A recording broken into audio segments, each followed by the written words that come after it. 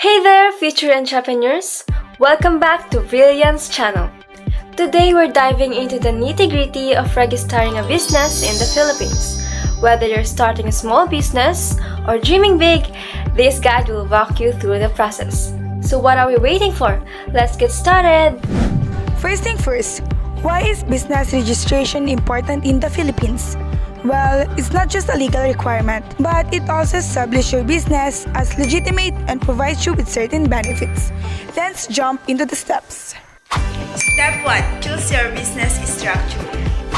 Before anything else, decide on your business structure.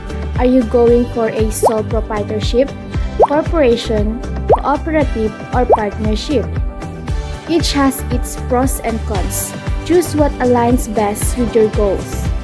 Step 2. Business name registration. Now, let's talk names.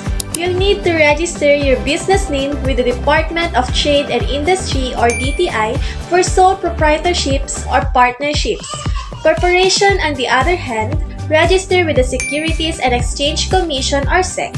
Make sure your name is unique. Step 3. Get your barangay clearance. Next stop, head to your local barangay hall for clearance. This step is crucial as it shows that your business won't cause any issues within the community. It's a small but important part of the process. Secure mayor's permit. Time to deal with the local government. Obtain the mayor's permit from your city or municipal hall. This permit allows you to operate within the specific area. Remember, compliance is the key. Step 5. Register with the Bureau of Internal Revenue. Money matters. Register with the PIR to get your tax identification number and the necessary tax form. Stay on the right side of the law by fulfilling your tax obligations from the start. Step 6. Social Security System, in short, SSS. PhilHealth and Pag-ibig registration. Taking care of your employees or even just yourself?